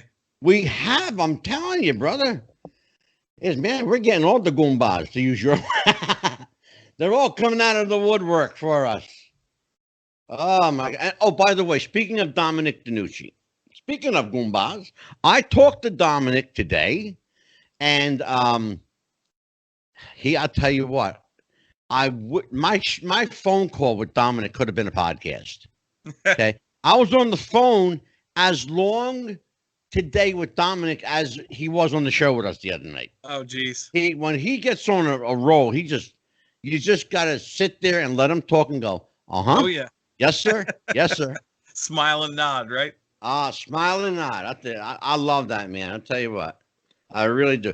That was a great conversation with George Anastasia. Really, really good. Informative, enlightening, had a little fun. I think the fact that it was just you and I tonight, though, Dan, that we actually had a chance to really kind of, pull back a couple more layers of the onion and get into why we love the mob so much, why we're fascinated with these characters. Right. So let me get your take on it. You're the smartest guy in the room, so you tell me. And, because you have to, because it says so on your Twitter that you're the smartest guy. So what's your take on this? Why are we fascinated with the bad guys, with the heels? Well, I mean, it goes to, we talked about it plenty of times with wrestling, when you have people like, say, the Four Horsemen or Jerry Lawler, some of the the Freebirds, some of these guys who were playing the heel characters. But if you're likable and relatable and your motives make sense, which is something we've talked about before with the current product, where there's no face or heel because no one has the motives that you can understand. Like, why are you two fighting? Jim Cornette used to say that the three most important things: I got to know who's fighting, who's the good guy, who's the bad guy, and why they're fighting. And exactly. You when you see the mob and a lot of these guys, we're in it for the money and the family loyalty, and it's like George mentioned, those tenets of being Italian are very, for lack of a better word, it's a romantic lifestyle. Exactly. You're loyal to the family, you're loyal to your mom, you got good food, Sunday night, Sunday dinner after church or whatever. And we're running racketeering. Well, it's like I said on our very first show. Yeah, Dan, as I remember when I said on our very first show, in fact, it might have been one of my opening lines was, why have we romanticized the gangster? Yeah, well, when you create... and I think you've given a really solid explanation as to why. There is a correlation between, and it's funny because to hear George talk about, Angelo Bruno, the late Philadelphia Mafia boss, being a nice guy. Mm-hmm. But they say he was a really sweet old man who just happened to order the murder of people. Right. But he looked like, you remember his picture from before. He looked like a, somebody's grandfather. Yeah. And that's the thing. You look through some of the big names, you talked about some of the Italian gangsters, even some of I touched on it last show, someone like Pablo Escobar, who everybody knew what he was doing, but he was taking that drug money and he was building schools and housing for the poor and soccer fields. Many of those apartment complexes and field houses, they still use in Colombia. It's still his picture painted on the murals. He was blowing up cars and killing people and killing soldiers and cops, but some people were willing to kind of, I don't want to say look the other way, but when you see this, like in The Godfather, and everybody, or in Goodfellas, and these likable characters, these Tony Sopranos, who are really not good people, but relatable, likable people. He beat up some guy. I'll bet that guy was a jerk anyway. You just prompted a question, young fella. In war, they call it collateral damage. Yes. So let me ask you a question. are these guys creating their own collateral damage for the better good, for the greater good of their organization? The hits on people, for a lack of a better term, it's collateral damage for all intents and purposes. Yeah, I think if you're doing hits, yes, I think that's, I don't want to say okay, but you have someone who needs to die, or you when you need them to die, I should say, and they're the only ones that they take the hit. When you start looking at the car bombs and the early mobster days, like the St. Valentine's Day massacre, and some of these drive by where I got to kill one guy and you end up shooting 9 people in front of the restaurant. Yeah, that's more collateral. I think when it's precision, it's not as bad. But the problem, and George touched on it, is the mob had such a good thing going, and their push for just a little bit more is what opened the can of worms. Well, and I'll tell you where and when that happened. And it's interesting because you brought up 2 vivid examples of how things go wrong. Keeping in mind that the mob doesn't like to draw attention to itself. The St. Valentine's Day massacre in Chicago drew all kinds of attention. Right. The kind of attention you don't want. That's one example. But where it went off the rails is when little Nicky Scarfo in Philadelphia decided that because he's the boss now, he has the right to wipe out pretty much everybody in the city. And he instigated a 3-year war against every family in the city of Philadelphia that resulted in the death of some 26, 27 people. Mostly his own associates, which is the funny part. It's not funny, it's ironic, but a third of his crew were killed at his hands. Mm-hmm. He ordered the death of the son of the man who put him there, the guy who groomed him to be boss. Phil Testa, the chicken man, he killed the handsome Salvi Testa, the crown prince of Philadelphia. These guys. Yeah, I mean, you can't make this stuff up. You can't. It's the script. That's why it can be so easily romanticized in fiction, because a lot of the scripts just write themselves. Yeah, I'm telling you, it's so bizarre. It's true. Yep. And I've said this a million times. You and I've talked about it before. Truth at every angle. Truth at every angle is always stranger and more fascinating than fiction. Yes, always. Absolutely. Absolutely. Speaking of, let's see. Speaking of truth and speaking of fiction. Yeah. Let's get Let me lay some truth on you, brother. Here's what we got coming on. We've got, let's see. Oh, this is going to be a good one. Next week, Truth and Fiction return.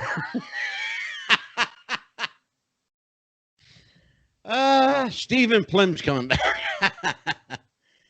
Stephen Plim returns to Wrestling with the Future, and during the same week, again, following in the tradition of Truth and Fiction, Eddie Mansfield joins us on the 24th. Nice.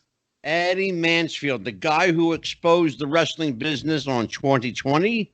Yeah. For the whole world to see. That is a conversation I'm looking forward to, because I know he's taken quite the beating, but he won't from me. He won't take the beating from me. I'll probably give him a standing ovation. No? Share your thoughts, young squire. Well, my problem with that, obviously, you know me, I'm a purist, always have been, exposing the business. Why I hate people, we've disagreed on it before. Why I hate like an Orange Cassidy, where your entire gimmick is wrestling is fake. When you Eddie Mansfield, it's not just 60 Minutes. Anytime Owen Hart, anytime they need to bring out somebody to talk about what you're seeing isn't real, he's the one doing the interviews. Mm-hmm. And I don't know. To me, it kind of feels wrong to I don't want to say make a living, if you understand what I'm saying. You make a living exposing the business. Like, the last thing wrestling needs right now is more Eddie Mansfield interviews. What he is going to talk about, and I absolutely concur with you. I too am a purist, absolutely, but I'm also one who believes in truth in advertising. Oh yes, absolutely. And I can reconcile Eddie Mansfield very simply, because what he didn't really expose the business. What he exposed was World Wrestling Federation, who right after that, and you can't call the timing of this coincidental, right. But right after he did that, World Wrestling Entertainment World Wrestling Federation acknowledged that it was entertainment. Yeah. Right after that, interestingly. And right after that, interestingly enough, maybe coincidentally, perhaps not, I think not, is when Vince McMahon petitioned the New Jersey State Athletic Commission for release from the athletic rule and said, oh, we're not athletics. We're not athletes. We're entertainers. Yeah, exactly. He wanted to be regulated the same way you would a Broadway show versus an athlete. It's not a competition. We're putting on a spectacle. Mm-hmm. But yet nobody seems to remember that, but they always remember Eddie Mansfield gigging himself. Yeah, well, don't get me wrong. Vince McMahon, I mean, that whole... He even did the primetime address where he talked about what you're seeing is not a real sport, and he really. I mean, yes. I when agree. Did that occur, Dan? Some of Mansfield definitely should deserve credit for that, but some of that too was, McMahon wanted the money. He didn't want to have to pay the athletic commission fees if he didn't have to. And I'm going to tell you what else he didn't want to pay, and this is why Eddie's going to come on. He didn't want to pay for insurance benefits. Yes. For these guys that were mutilating their bodies and bleeding out like crazy. He didn't want to pay for that. Right. They were paying out of their own pocket. Some of these guys were making, you're not going to believe this, and I have a copy of it. You can check it out. A guaranteed contract, and you're going to shit when I tell you this. I'm not even making this up. A guaranteed contract for the World Wrestling Federation was 10 matches at $50 a match. Okay? Yeah. What you think about that? That was their guaranteed contract. You're guaranteed 10 matches at $50 a match. That's what they were getting. Okay? Yeah. And you can check it out yourself. This contract is available online. You can view it. Oh, we had a couple, back when we had the roundtable discussion with Duke the Dumpster, Duke Drosy. He told the story about getting paid $20-$30 a day because it's like, look, take the cash now or you'll get your paycheck at the end of the month. And it's like, well, shit, I need gas to get to the next venue. So these guys were making some of them less than $50 a day. All right, now here we go. Just a couple nights ago, I talked about a conversation I had with Red Bastine. All right, Red Bastine talked to me in a restaurant in New York City, Mario's restaurant on 61st and Lexington. We sat there, had a glass of wine, and talked. And Red said they spent virtually every waking moment between their car or a hotel. They lived out of a suitcase. Yep. Wrestled every night, twice on Saturday, a matinee and an evening show, and Yep. on Sunday, a matinee and evening show. 2 shows Saturday, 2 shows Sunday. He said the biggest payoff he ever got at any given time was $75. And that was a big deal. Yep. Now, let's just think about something. We're talking about, on average, he said the average pay was between $20 and $25. Okay? $75 was a big payday for him. Yeah. Here, that's talking about back in the 40s and 50s, okay? Mm-hmm. You're talking about Duke the Dumpster Drosy, who wrestled in the 80s and 90s, Yeah. making $30. Think about that. Yep. Well, you have that now with the whole push, and several high-profile media outlets have looked at it in the last, I'd say, maybe 2 or 3 years with this what defines an independent contractor. Let's talk about that, Dan. I remember I'm not a big fan of his work or some of what he's done on social media, but WWE used to have a competitor named Ryback, and when Ryback left the company, he very much blasted how much bullshit it was. And he said his worst year, because between insurance and medical costs and things he had to shoulder with like transport and all that stuff, he said he spent almost $100,000 on the road. Yeah. Paying for a lot of that shit out of pocket. Now, granted, he was making, probably $400,000 or $500,000 on his contract, but you have this push where they say, "Oh, it was costing him, Dan. It was costing him to go to work." Basically, well, and that's a big thing now. It's just the story just broke about a week or two ago, where Vince McMahon put a deadline on his performers that they're not allowed to have third-party contracts. And apparently, during that discussion, it was revealed in the that several of them had contracts where the WWE owns their real name and likeness. So like somebody say like. I'll use example, like an Xavier Woods who has a YouTube channel under a different name. Well, we own your name and likeness, so we get a chunk of that money, or you don't have that website. Paige just recently changed her screen name from her Twitch channel because they made her, you can't use the name. Obviously, certain people like an AJ Styles who's owns that name because that's him. Yeah. But yeah, the fact that you're telling these people you're an independent contractor, so I don't have to pay you anything. I don't have to give you insurance. I don't have to provide this, that, and the other. But you work when I tell you. You can't work for anybody else. And Dan, let me ask you a question, because you're a guy who has your, more so than I. You're a guy who has your nose to the grindstone on this. How? Explain to me how you even get away with that, and how someone hasn't, after all these years, because this is not a new practice with them. No, they've been doing it. How have they gotten away with it? And if you're an independent contractor, by virtue of that, you're self-employed, are you not? That is correct. If that's the case, how does the WWE own anything from a self-employed contractor? They don't. Well, the WWE gets away with it. I have I have a problem on many levels with. No, you're absolutely right, and it's ridiculous. Even last week tonight, it's a John Oliver host. It's a comedy news show on I know HBO. John Oliver is. John Oliver did an entire segment about a year ago on the WWE, just how ridiculous it was.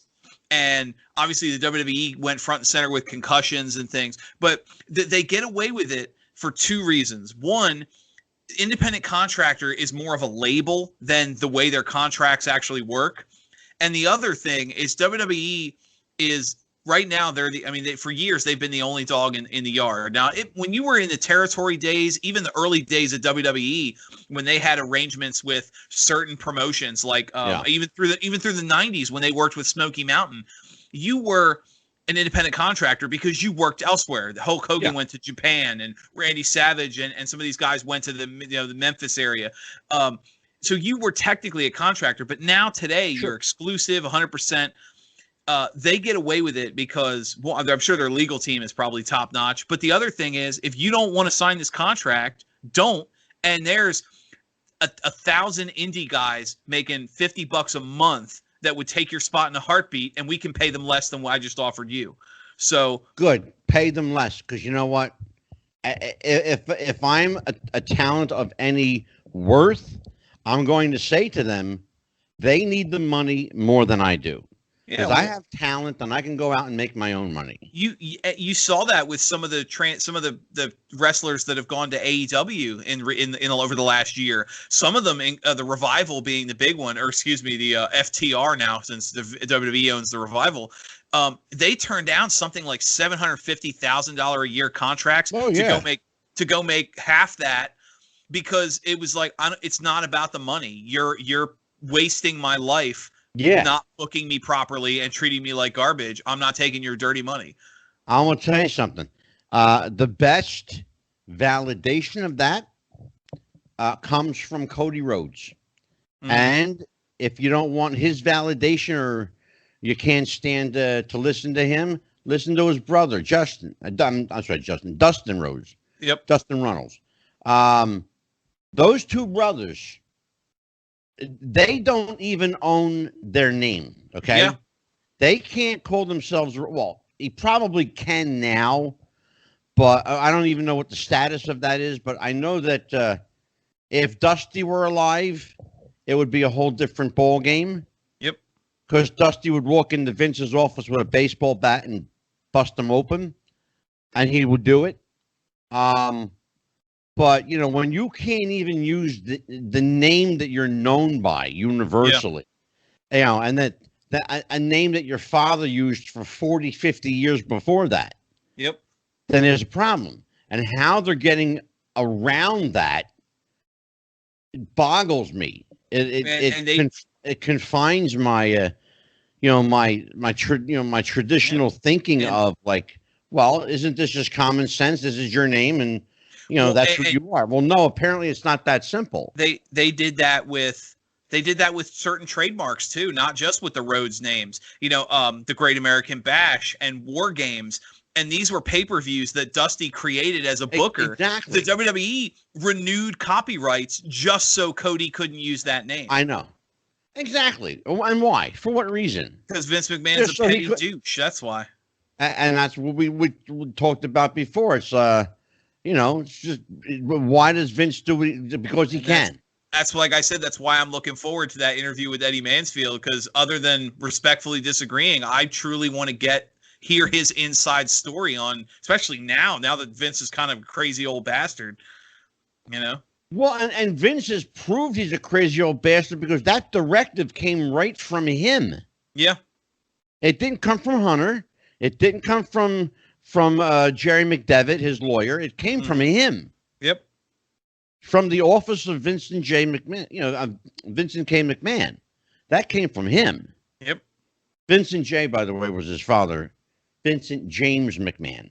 People, they call him Junior. No, but it's actually not. He's not actually not a junior, Yeah. Vincent Kennedy McMahon, a singular individual. Yeah, and most people and they still say Vince Senior, and that's not true either. Yeah, no. But even the old timers, it's funny. Like Dominic goes, the old guy, not the one now, the old guy. Yeah. Anyway, I tell you what, we had a great time tonight. Great show. Dan, what's going on in the world of our social media? Tell everybody where they can find us. And obviously, watching us on YouTube, we're on Twitter at Wrestling Future. That's no G, Wrestling Future. We have the Instagram at Wrestling with the Future, and that's got our schedules and pictures and upcoming events, and that's definitely a place to look. We obviously both, Angelo and myself, are on Twitter, and we've got a lot of stuff coming up. We touched on it. We got a lot of side channels and great shows, so keep an eye on the YouTube page. And we continue. You mentioned earlier the views on Podbay, just Podbay, but we're on more than several hundred podcasts. God. At this point, anywhere you want to find a podcast, you're going to find. We're us. there. So yeah, we're the. Yeah, we. What's funny? I want, occasionally I'll do this. I'll just type in our name and start searching. Right. We are on, I didn't even know this was a thing. We are on a platform called Owl. What's it called? Owl. Hold on. I'm going to tell you here in just a second. It's called, Pod Owl. It's called Pod Owl. Have you ever heard of it? Heard of that? No. Pod Owl. Well, there you go. Plug for Pod Owl because they picked us up. Yeah, and it's an owl. It's their logo is an owl. Right. Yeah, Pod Owl. Like, really? No shit. And we're on a shitload more. I mean, God, every time I turn around, we're on more stations. It's crazy. Yeah. What was I gonna say? Oh, I wanted to ask you, where is the refs roundtable? People are asking me, where's the roundtable at?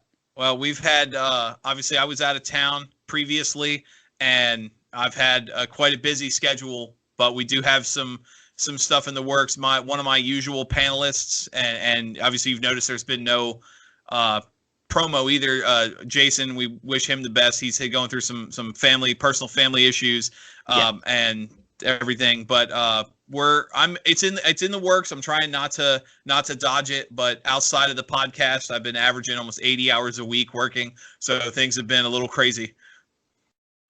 Well, they occasionally they take Dan out of his secured bunker from his undisclosed location, right, and let him come out and see sunlight. And once in a while, they give him real food to eat. Not that, K ration stuff. But, he's got a lot going on. I put a lot on this kid, but he's young. He can handle it. Right. You can handle it. You got it. Oh, man. You got this, kid. You got it. Man, you mentioned Jason. I'll let the serious for a second. Jason is going through a bunch of stuff. Jason won't be back. We are going to cut a promo until I find a new host. Jason's welcome back anytime he wants to come back if he feels that he can do it. I'm not going to push him to come back, so I'm just going to replace him. And if he decides he wants to come back, then he'll be welcomed back. Absolutely. We have the refs roundtable. We have cut a promo. We have Life Lessons, which is our show.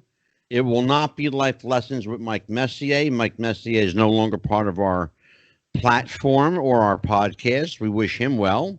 But we do own Life Lessons, Wrestling with the Future's Life Lessons. And so we're looking for a host for Life Lessons. If you're interested, submit your bio to Dan the Man Sebastiano at @WWTF. That's at @WWTF on Twitter. Am I right? Yes, and I can also be reached email at theman.wwtf@outlook.com. There you go. So send your stuff to Dan, and he will vet you. Because I'm far too important to do that shit.